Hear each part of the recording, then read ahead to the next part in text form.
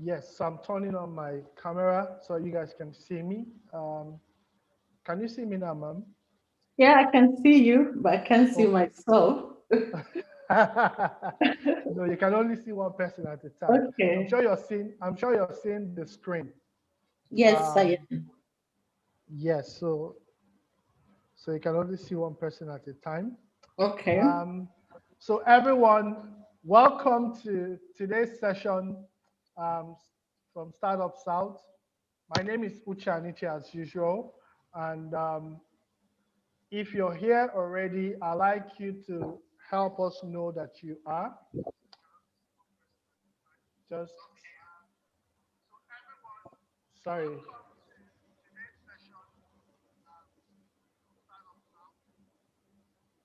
Yep, I have to kill the sound here. Yep. So please go ahead and introduce yourself as you arrive. It's exactly 4:02, so we'll let you arrive. We'll let you introduce yourself as custom is, and you'll hear from me again in another 3 minutes, and we will get to talk about the topic for today. So, if you introduce yourself, I will read it out. So let's see. Please just introduce yourself in the chat so I can read it out, and let's help Ebere know who is joining us. So just let us know your name, um, what you do, your location, so that we can, um, you know, we can feel you. We can know that you're there, and it makes it easy for us um, to communicate. So please go ahead.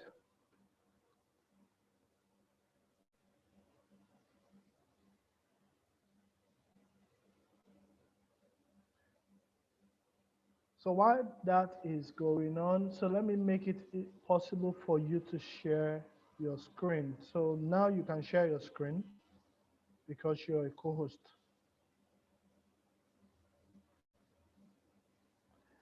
Um,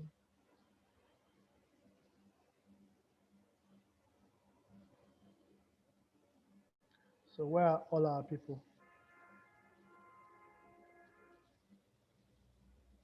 Hi everyone.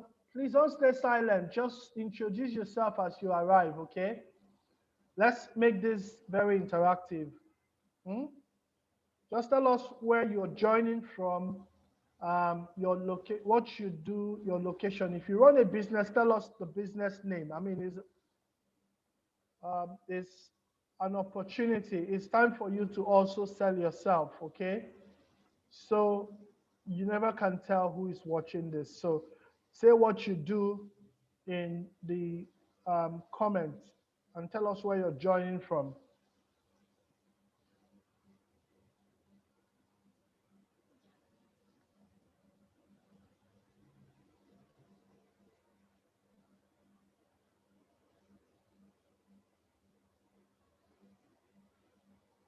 Okay.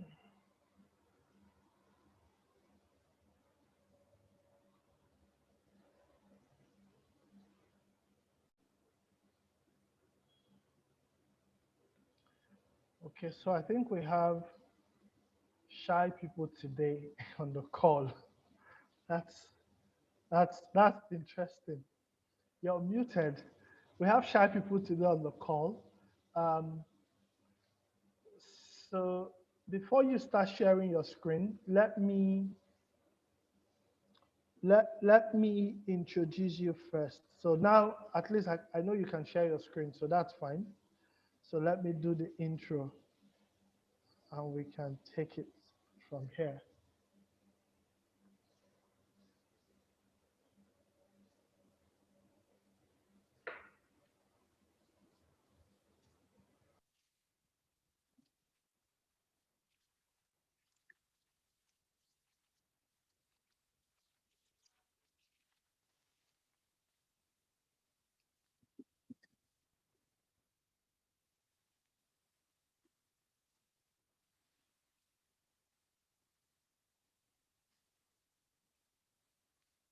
I can't hear you.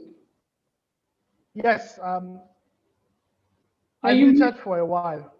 I Oh, can hear you. Yes. Okay. So Kiaru Foods says, my name is Ike Chuku Kingsley. Is joining from Abia State. Um, okay. Thank you, Kingsley. It will be nice to know what Kiaru Food does, if you don't mind. So let us know what Kiaru Foods does. Okay. So I'm waiting for other introductions and would. So I just have 60 seconds. Hey guys, let's make this snappy. We just have 60 seconds, okay?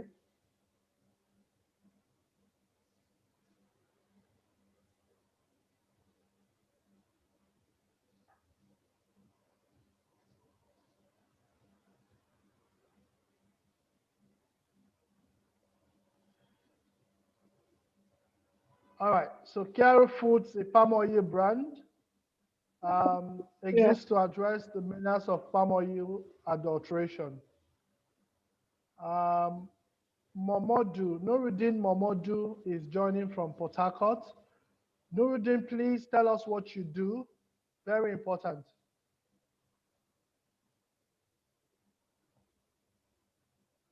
Please tell us what you do, Nuruddin.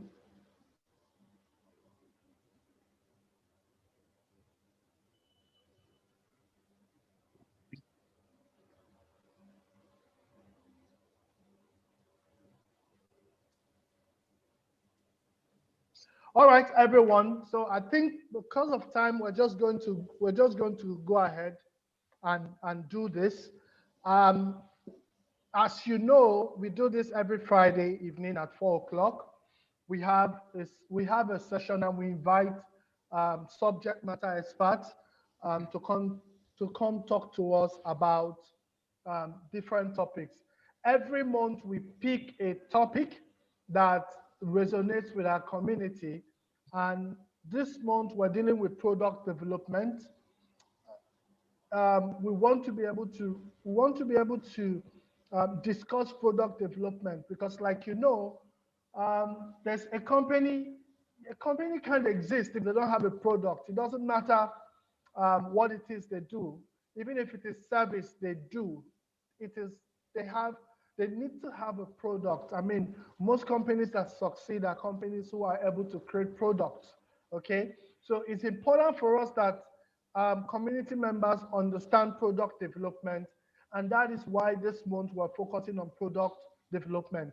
Last week um, we had Chika join us to discuss um, product development for founders, basics for founders, and it was an awesome session. And today we have none other than the last time I spoke with her, I said she was restless, and you know, Ebere Academy is an internationally recognized entrepreneur, educator, and a visionary leader. She has spent over 20 years creating and launching successful businesses, teaching entrepreneurial concepts, and mentoring purpose-driven entrepreneurs and business leaders. She is the founder of and CEO of Ataro Foods, Rise and Lead Women, and Rise and Lead Summit. So today, Ebere is going to be telling us, because a lot of times, because the community is Startup South, the startup in the name gives a lot of people the impression that you can only be a tech business to be a part of the community. But when you look at the makeup of the community, you have a lot of people who are into diverse sort of businesses. And the question they keep asking is, can I scale this type of business? Is it possible that I can scale this type of business that is non-tech? And the answer is always, you can scale any type of business, right? So Startup South exists for every type of business. You should be able to, you're a part of the community, regardless of the type of business you run. But most importantly, we are looking for people who are passionate about scaling whatever business they do. And product is at the heart of scale, like we discussed. every time. And today, Ebere is going to be helping us understand how to develop products in the FMCG and services sector. How do you develop products in those spaces? So today, if you're in those spaces, you're in luck because Ebere is ready to go. And in a few seconds from now, you're going to be hearing from Ebere. Welcome, Ma. Welcome to Startup Thank South you. Community. Thank you, Uche, for bringing me back home. Thank you. I'm happy to be Oh, here. awesome. Yeah, I didn't tell them. I didn't tell them that part that you originally were from here. I mean, you're a Port Harcourt girl, like we will say it. You You know how go. we say Port Harcourt boy and Port Harcourt girl. So, so, so, guys, Ebere is a Port Harcourt girl. If you ever lived in Port Harcourt and you heard about Just Relish um, restaurant, Ebere was the brain behind Just Relish until she moved to the Netherlands, and she's joining us today from UK. So, Ebere, over to you. Let me not take all the time. Okay. Sorry, let me put this on a presentation mode. Yeah. Okay, thank you so much, Uche, for inviting me. And today I love this topic about product development because I believe that as entrepreneurs, if we get product development right, then we are able to start, build, and scale a successful business.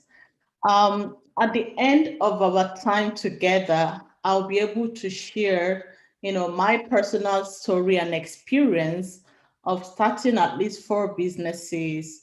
And also through those stories, I'll be able to share with you, how to get clear on the different stages of product development and how to succeed before you launch.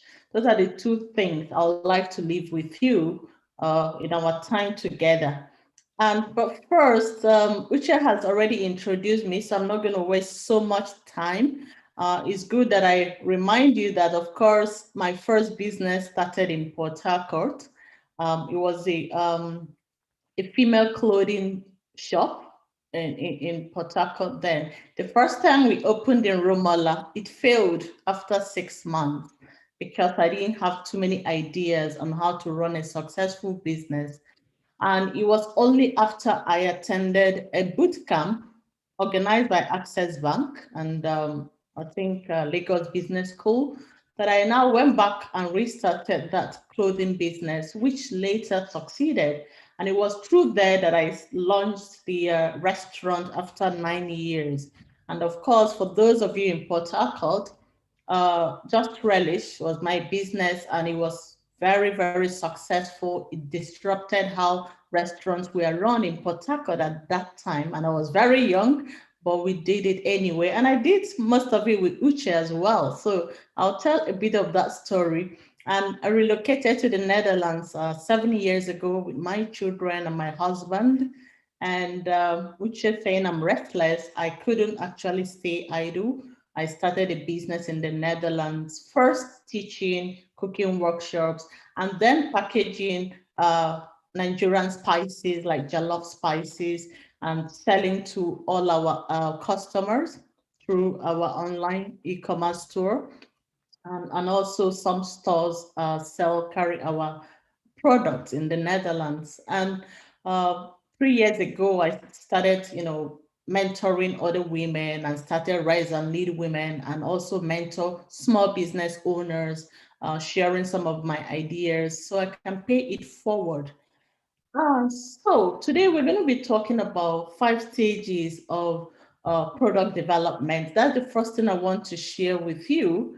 And I put this together based on my experience creating different products, creating a restaurant business, and also creating a consulting business.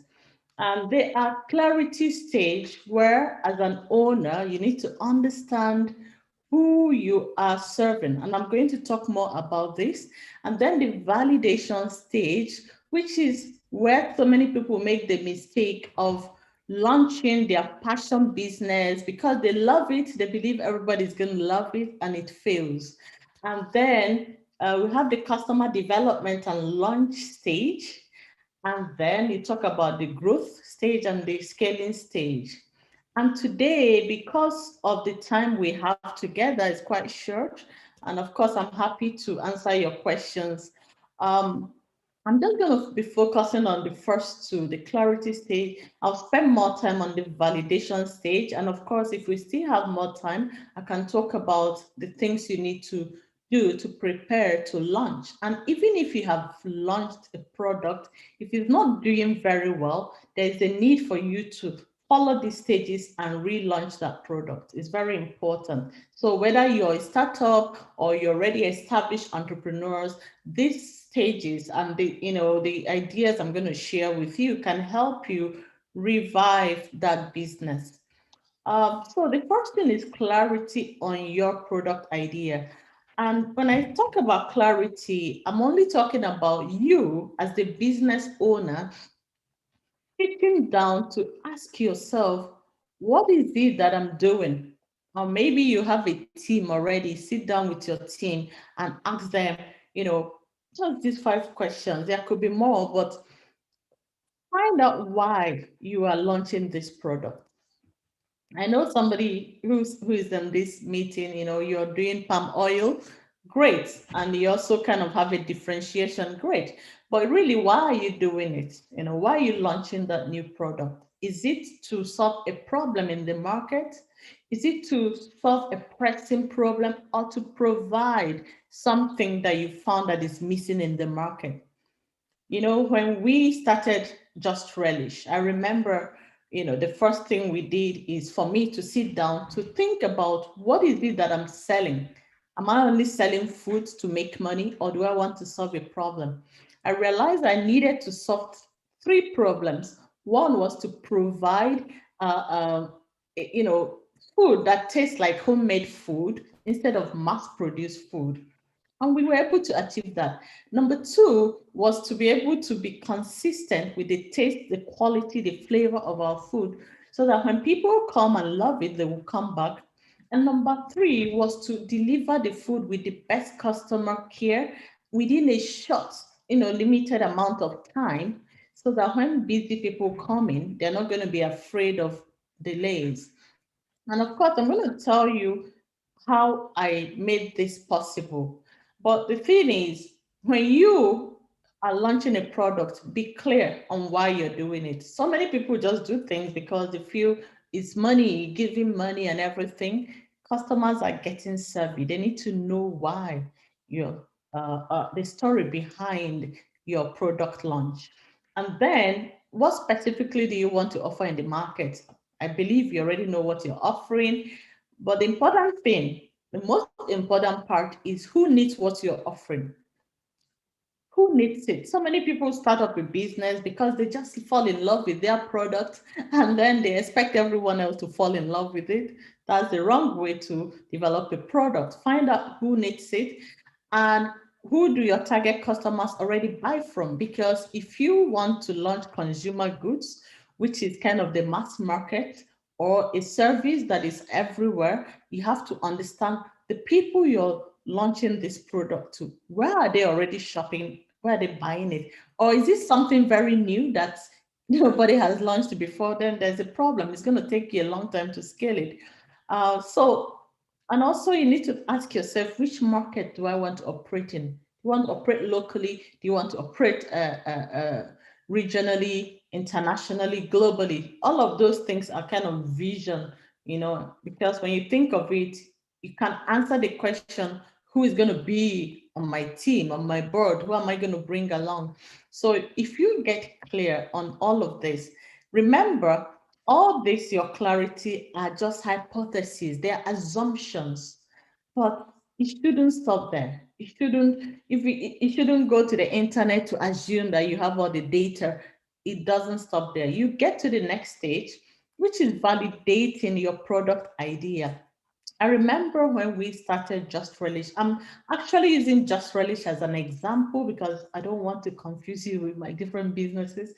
So before we ever opened our door to Just Relish, first I had to go out to find out from people what is it that they don't like about existing restaurants, what is annoying them.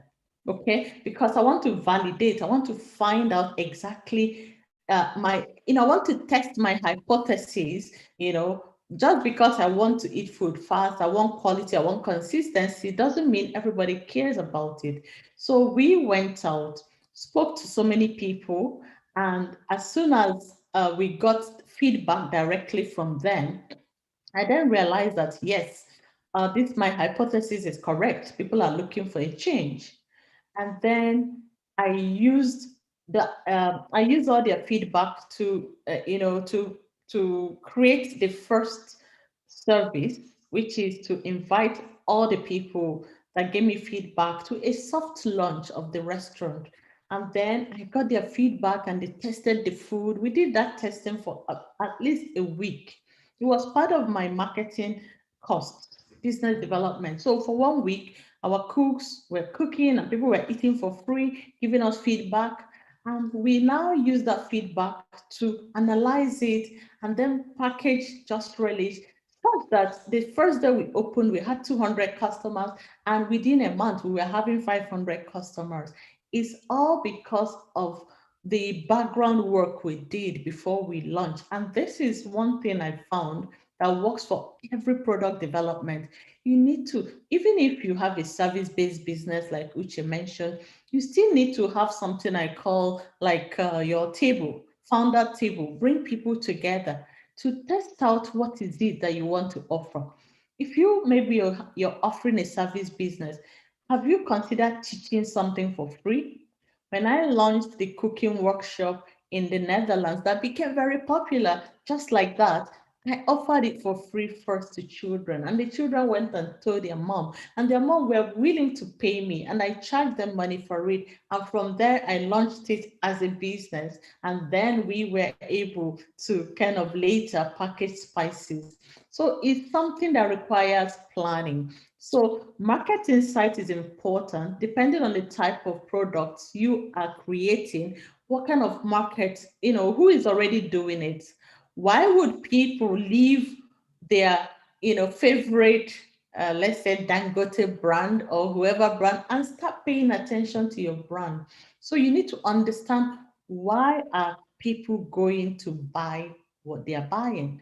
So when you call people to kind of interview them and find out exactly to validate your ideas, it's not just about their unique selling proposition. It's also asking them, where are they already buying these things?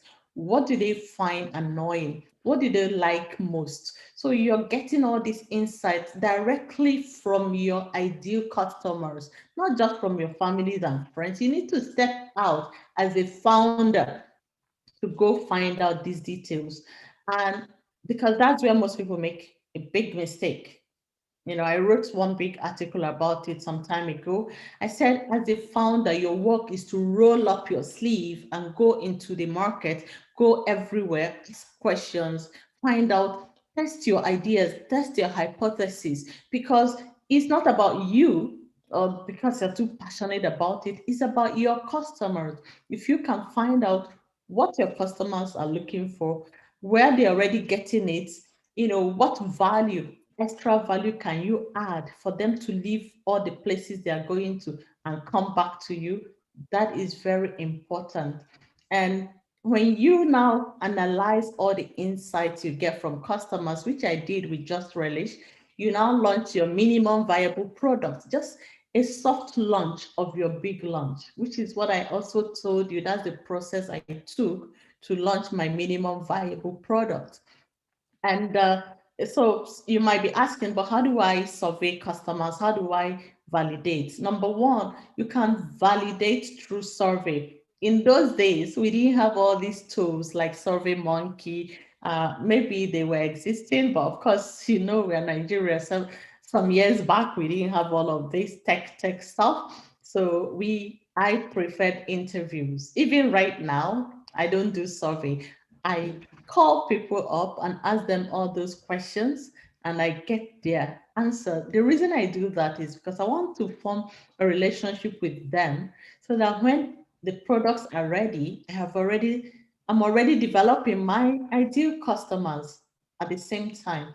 And you can also do some research, but it's very important that you're talking to your ideal customers. Don't assume because everybody eats with sugar. So if you bring out sugar, everybody should buy it. And why should I leave St. Louis and buy your own? You need to come and talk to me. So if you find out, I might tell you that there's something wrong with St. Louis I don't like, that it doesn't melt or something. So you have an idea on how to refine and fine tune your own product. And you come back to me and say, listen, this, come and test it. I've fixed it, the problem you're having. I will naturally come over to your business. And we also did this at Just Relish when Uche and I, the first time we worked together, I looked at all the promises we've promised to customers. I did some validation and see that customers are also looking to go to restaurants where they are respected and they have good service and they are served on time. And so we created our value proposition, which is homemade has found a home. Homemade food has found a home, which you and I did that. And then we created another proposition that says, uh, just when you need it. And then we put a clock on the flyer. And then we talked about consistency. And these were the messages we're sending outside. So for somebody who is a bank manager who probably has been going to some restaurant that they were delaying him, as soon as he sees that, he came to us. We were also clear about our customers who we wanted to serve. We wanted to serve working class people and mothers with children. So when those bank managers entered Just Relish, they saw people who looked like them and they loved it. So you need to be clear on who you want to reach so you can quickly validate and do your minimum viable product. So you validate through survey, you analyze your results, you update your assumptions, and then you put your pricing and positioning, which is how much is it and how do you know your pricing? It's also through your survey. You go to the shops, find out from what your competitors are doing, and then talk to your customers and see what they are willing to pay as well. And this is going to help you craft the message which I've just shared with you, the positioning of we want to give you food same quality consistently. We kept repeating it in our messaging. We also said we want to make sure we don't waste your time. And some of these things helped us to attract the right customers to Just Relish. I use the same method to attract customers to Ataru in the Netherlands and also to Rise and Lead Women. So your messaging is very important. And then quickly market and test your idea. Some people overthink it. They waste so much time trying to be perfect. But what you should do is this MVP, the minimum viable product. Please pay more attention to this minimum viable product. Make sure you validate through selling because people can tell you all the good things you want to hear. Let them put their money where their mouth is. So launch very quickly and you don't have to be perfect. Don't think about having the final thing looking good. Just the minimal you can offer. Offer it to people and verify that people are willing to pay. This way, you're already making money even before you launch. You already know that people can buy or people will not buy. So this is the most important steps in product development.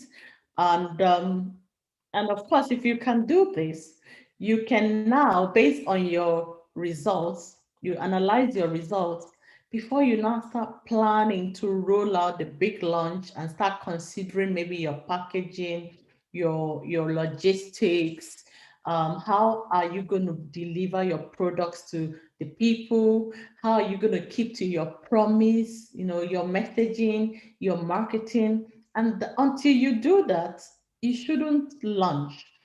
And the final thing you need to do, which is I'm rounding up, is customer development. It's always important to use some of the feedback you received from your initial customers, even during a soft launch, whether it's testimonials, whether it's their video talking very well about your product.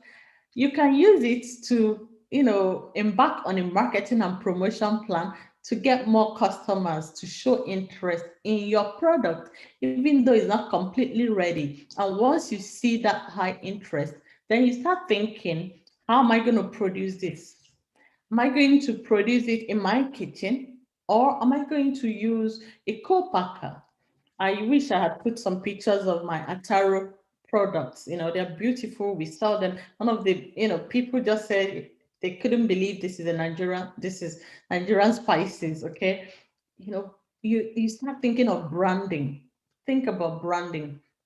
If you, and then you start thinking, am I going to produce it? I don't produce Ataro spices, for example. I use a co-packer, coal manufacturers. Their work is to manufacture. My work is to focus on, selling and promoting and being the face of my products. So there are advantages, there are disadvantages. When you use a co-manufacturing, your profit is reduced. But they can help you scale very easily. You can move it to anywhere. If somebody says we want a container load, I am not afraid. I call my manufacturer, they make it for me. So my work is minimal, it's just selling. But if you have the facility, the capital, everything to invest in your own manufacturing, then do it. And of course, if your business is service based, or your business is digital based, or it's just something that just requires the internet, again, it's the same process. Where How are you delivering your products? Maybe through the internet. But if it is physical, you're going to think about the packaging. It has to be light for shipping. Are you using bottle? Are you using, especially the person in food? Think about how you're going to present your product, because attractive people buy things based on what they see outside first before what is inside. But if you can combine what they see outside to be high quality, and you combine it with what is inside, the quality of the product, you're going to do very well in the markets. And then once you're sure that you have developed your customers, then you can start spending money on anything, on manufacturing more products, on marketing. Spend money on marketing is important, and promotion at the beginning. Some partnerships with influencers, do some different things, engage in different things, and then think about your distribution or supply chain. If you want to move your products internationally, you also need to find out the rules and guidelines of that other country. Like if you want to move your goods to Europe, you need to spend some time and find out the guidelines, and then form some partnerships with retailers, with distributors, with anybody that can help you. And after that, you just focus on customer acquisition and how do you retain your existing customers. And I think I've run out of time now. So thank you very much, Uche. I just wanted to cover these three steps because I know with the time you gave me, there's no way I can cover the entire steps. And of course, thank you for having me, Uche. This is just so awesome. Thank you, man, for this nugget you've dropped. It is my belief that we can cover a little more through questions. So Yeah, people are going to be able to ask questions, and you can provide additional insights, right?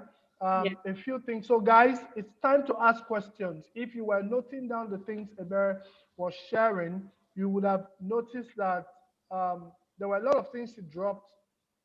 Co-packer. How many of you know what co-packer is? Did you hear that?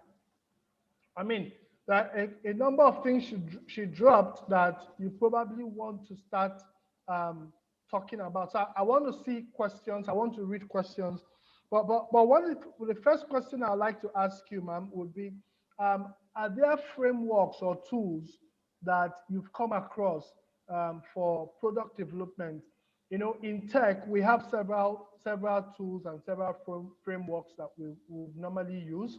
Um, like we would use, you have the you have the business canvas model, you have the value proposition canvas, that helps you, think through some of these stuff, understand the job, what is the job of your target audience, and all of that. Are there tools that are used in this space, FMCG Yeah, space? it's the same.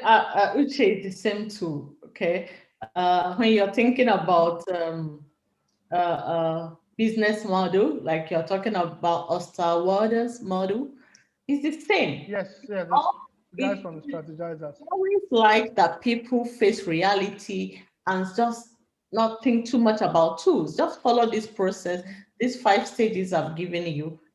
Think of in terms of who are your customers. I share some questions you need to be asking yourself. And if you look at those questions, those questions, and put it on your Excel sheet, that's your own model. Okay. But if you decide to put it in All-Star Waters model, for example, it's the same thing. It's asking you who are your customers. What is your value proposition? What channels of distribution are you going to use? What is your pricing mechanism? Who are your partners? What resources do you need? All of those things you can create those things for yourself so that you focus on developing your product, or you take what I've given you, put it in that same model, and then if for people who like models, okay? For me, I'm a very practical person. I go out and talk to people. They tell me what I want. I create my own Excel sheet, get my answers, and go out there and do my business. But if you love models, use the same model. It's the same. It's the same, Uche. There's no difference. Awesome, thank you. There's something you said when we were talking. You said something around, you talked about product clarity influencing hiring. You know, you mentioned staff, and you mentioned a board, right? I would like you to provide, to give a bit more insight into that. Okay, so that's, when I was preparing this section, I focused more on product. But that is also like if your product is your business, okay? So let's assume your first product is your business. Some people have already existing businesses and they just keep adding new products. So let's combine the two. If you are setting up a business, in your business development process, there is a visioning stage. And the visioning stage is where you actually answer all those questions on your business model canvas. So you're thinking about, okay, to what extent do I want my business to grow? Do I want it to grow globally, internationally? And for example, when we were doing Relish, I really wanted to serve a lot of people, right? And for me to serve a lot of people, I started with 13 employees. I then realized that to be within a month, we were serving 500 people. Within a year, we were serving 700 people. 13 employees couldn't be of help for us. We had to be hiring and hiring and hiring. So during the visioning stage, you can dream as much as you like, but then you need to be flexible, because what if I had dreamt of having 56 employees? I didn't dream of that.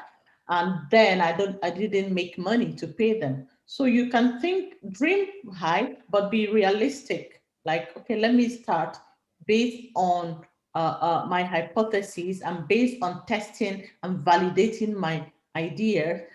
Based on this, I might have too many customers. So I need to design my team, like your organizational charts. So it's not just about the product, it's about the business now. So I will need a salesperson, I'll need somebody to liaise with retailers, I'll need a marketer, I will need maybe a PR person. However, most people make the mistake of hiring all of these people even before they start to see money. So what I'm saying is that you can make a plan for them so that as your business starts to generate profit, you already know who to bring to take over one aspect of your business.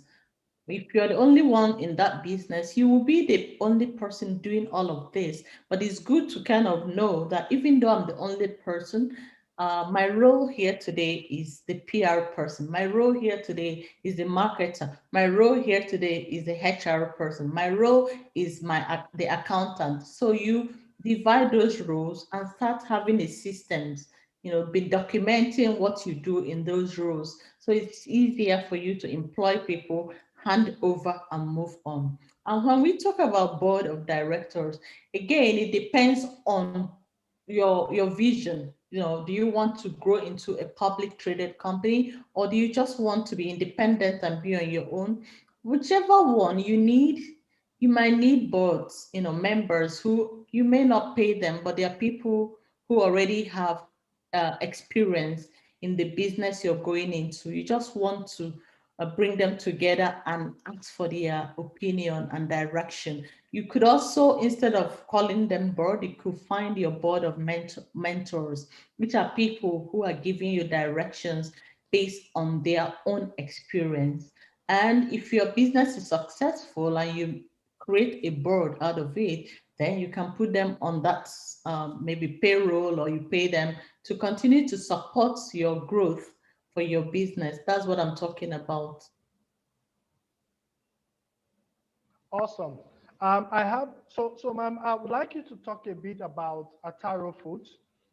Someone is asking to see Ataro Food spices. So perhaps I believe that for this person, the website will be great for her. But I I'd like you can to talk a share bit more something. about Ataro spices. Okay, I can share something Go on ahead. here. Um, let's see. Hold on, let me share. Oh, I'm sorry. So, Ataro, we started in 2015, and like I said, it was initially like where I go to my children's school to, to provide cooking workshops for them, and then a lot of people got interested in the workshop, and this is based on how I positioned it. I positioned Ataro because you remember I was teaching that you need to find out what your customers want. So what about if your customers don't know what they want? That's what people always ask me. And I use Ataro as an example. When I started Ataro and I did my survey, like interviewing 100 people, I found out that our customers don't know anything about what West Africans eat, almost 95%. And that even got me more upset. And I decided I'm going to share with them what we eat, and not just cooking, doing restaurants. I decided to start a cooking workshops where I was sharing the culture of African food with them. And then after cooking, they eat, they dance, they had fun. But it was at that time I decided, you know what? I can't be doing this. At one point, I'm going to get tired. I packaged the cooking workshop in a video and sold it as a product. And so for those who asked you if they are coaching, you can actually package anything and sell as a product. So I sold it as a digital product, and then I started creating the spices. It took a long time, but we later got it right, where we have suya. Actually, I get some of my ingredients from Nigeria, Lagos, and then we have frozen pies. We have I created a cookbook called Vibrant West African Cuisine. So just from that tiny thing, I was able to create different products, and we've been into almost all the places, top shows in the Netherlands. We've been there for Ataro. And when we opened the shop, a web shop, and there was a mistake I made. The mistake I made here is that I didn't consider that I had two customers. I was focusing so much on my workshop participants that when I launched the shop, it was so easy for them to buy. I didn't consider the supermarkets. It was harder to get in there because, as far as they're concerned, they don't have African they don't think they have enough Africans who patronize them, which is one of the things I'm fighting right now about racial diversity, because we are here. So of course that's going to take me a long time. So when I started at Taro, nobody talks about African food in the Netherlands, not even in Europe. So I kept singing it as a song. Instead of marketing it to Africans, I marketed it to the Dutch. And before long, I knew it was going to take up to 5 years for people to accept it. So I was willing to be patient. And this is how we now developed, all our spices. And now what I'm doing with Tataro is we created a marketplace. And this marketplace is no longer about Ataro. We now try to bring other retailers who are in the Netherlands, who are Africans in Europe, to sell, I think, let me see, to sell their products through our marketplace. We are just starting this new, and we have different, we have the spices, we have the pies, we have ingredients. These are some local stores who are now selling. The reason I did this is to support our Africans during this pandemic, because most of them didn't have the web presence. And because Ataro is the first in the market, everybody that talks about African food comes to us. They think we run a restaurant, so everybody comes to us, everybody visits our website first, not because of any SEO, but because we were first in the market. So I felt I could use that opportunity to help our local sellers also, so we can help push their products into the European market. So that's definitely, that's it about. Awesome. Thank you. Awesome, ma'am. Just to be sure, what you're saying is that on our Taro marketplace right now, that a number of people in the community that have stuff to sell can actually sell their stuff through our Taro marketplace. That's what you're Yeah, saying right now. yeah, that's So what we're. I'm sure this is something, right? Yes, that's. Awesome. I'm sure this is something we'll probably, Yeah. okay. Okay. So what we are doing is we are doing something with UPS, and it will be announced soon, maybe in March or April, so that the local suppliers in Nigeria who wants to sell, internationally, can put their stuff here.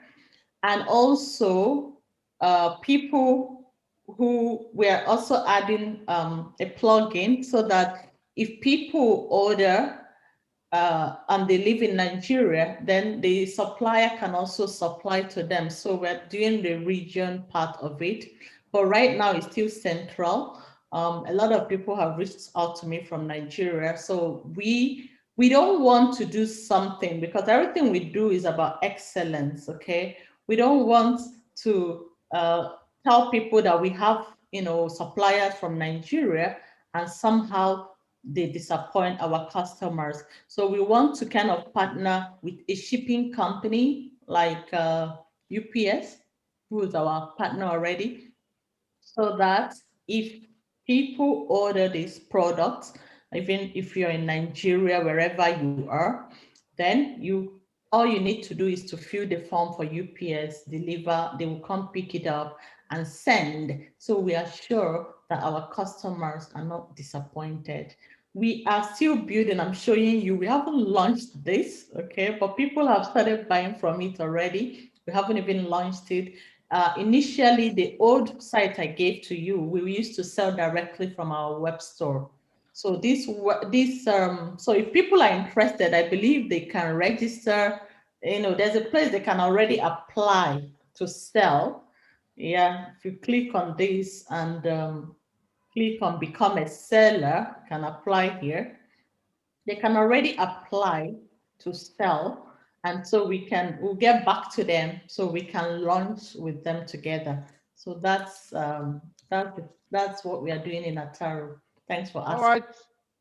All right, guys, you heard that. So the next thing the question, there's an interesting question from Kingsley.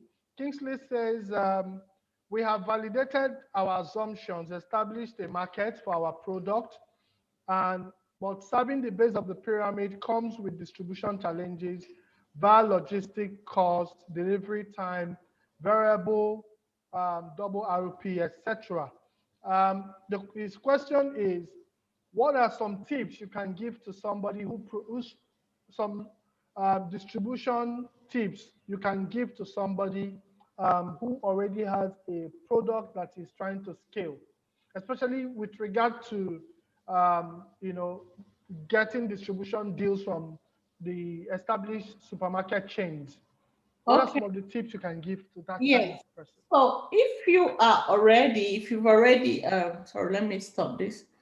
So I guess people know at taromarketplace.com, you can apply directly. I want to stop this now. So for example, if you've already validated and you're already selling, but you want to get into the supermarket, which is what I said, I want you to avoid a mistake I made. During your validation, did you consider the supermarket as your customers? You need to treat them differently. If you did not, you have to go through the entire process by going to the supermarkets, finding out what they sell, what makes them sell a particular product and not the other. One of the things I learned recently, not recently, a few years ago, is that supermarkets are interested in selling products that customers that will attract new customers to their shop. So you have to tell your story, that validation story, the proof of the number of sales you've already made. You have to package them again like a type of business plan, but this is not about financial plan. It's about credibility plan, like credibility to show that, listen, people are already buying my products. Then go to your social media, your Instagram, your Facebook. How many of those people are following you? How many of those people are, which channel do you use? So we use more of Facebook. We're trying to now build Instagram on this particular thing. So immediately you do that, create your channels, because the suppliers are interested in dealing with brands who already have visibility. So focus on building your visibility first. That's number one. The other question, if I get it right, he's talking about distribution and logistics and supply chain. It has to be intact. You see, Uche asked me, can people put things on our shop? And I said, I'm working on the logistics and the supply chain. If you don't get it right, you will disappoint customers. Now, what we've done is to have a meeting with UPS, know how many days it takes them to move things from anywhere in Africa to Europe or vice versa, and also to the US.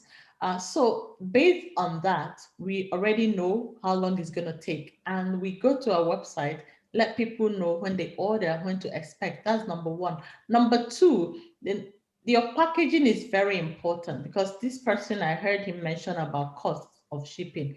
If your product is bulky, every time you ship it, it's going to be very expensive. So consider light packaging. Light packaging is better for e-commerce if you're doing shipping yourself. But if it's bulky, consider selling only through retailers, supermarkets who also have online presence to sell online, or consider getting a distributor in that city or in that country. So you ship everything in bulk to them, and when people make an order, then it's cheaper because the distance is not much for shippers or whoever is sending the products for you to pick it up. So the lighter, the better, but where you cannot afford that, make sure you're sending in bulk somewhere closer to where your customers are, and then let them ship from there. I don't know if Thank you. Just one last, I think, yeah, that was just awesome, right? Just one last question, I believe. No other question here. So this one says, do you have any form of manufacturing happening in Nigeria at all? For me, no, I don't. Mhm. So I've always worked with uh, co-packers in Europe, which is in Okay. in Belgium, but I have suppliers of raw materials from Nigeria. Of course, I try to do Nigerian here, but I think it's a new concept for most of them. Sometimes they feel you become their competitor. And then you try to convince them that no, they make more money. You are doing all the work. Uh, but I'm sure there are, but they are mainly focused on serving all these big Indian companies and everything. Yeah, and again, it depends on what, you said, do we have manufacturers on what, based on what? So we do our packaging here in Europe, and then we take some raw materials from different parts of Africa. I get involved with the suya raw materials because can only be found in Nigeria. I get involved with pepper soup raw materials in Nigeria, but the rest, the manufacturer gets from different places like Morocco, Kenya, different places. So that's it. Awesome. Thank you so much, ma'am. This is it's so sad that the time flies so quickly. Um, you know, what we do at Startup South is we're inspiring a generation of founders that are committing to build high-scale ventures in Nigeria, especially from the south and the southeast, right?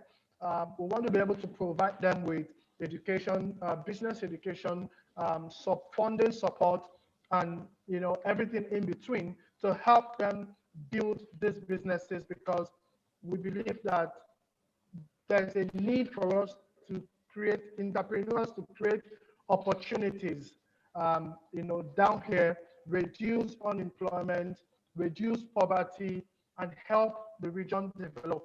Now that's the core mission for Startup South. Um, I'm hoping, and because I'm going to come back to you again, I'm hoping that you are you find time of your busy, very busy schedule. I know how busy your schedule can be.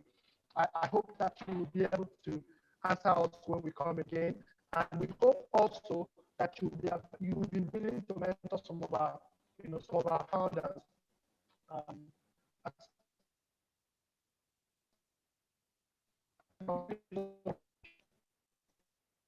You're breaking up, Uche. Uche, you're breaking up.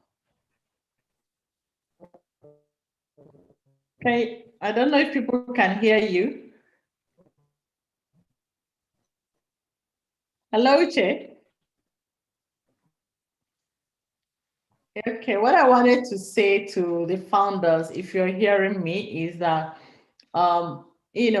the fact that I've done some business in Nigeria and also done in Europe, I believe that Nigeria is a great market to do business, and Nigeria has everything. You just need to try to be the solution, instead of complaining about problems in Nigeria.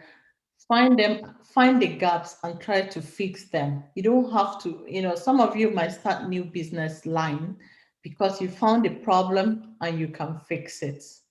And also, I want to encourage you to think globally. So instead of thinking only locally in Port Harcourt, Lagos, also think about moving your goods outside Nigeria because number one, because of power of exchange rate, you're going to make more money, and also you're going to help the economy, Nigerian economy, when you bring in more money like foreign currency back into Nigeria, and you're also going to be more fulfilled and happy because your ideas, your product is making an impact and reaching more people. So your vision needs to be big. Yeah, your vision needs to be, if you're a founder, you need to take some risk and have a big vision about what you're doing. Richard, you're muted. So are we done now? Hello, Richard. Okay, it happens. I don't know if anybody is hearing me, and I don't have access to YouTube. I have to go now. It's been a pleasure. I shared my contact. Feel free to reach out to me via LinkedIn. or check our website and reach out as well. So I hope to be in touch, and maybe hopefully when I'm in Nigeria, we can even have some business partnerships with some of you with our products, and maybe help create some partnerships for you in Europe. Thank you very much, and bye. Which I need to leave.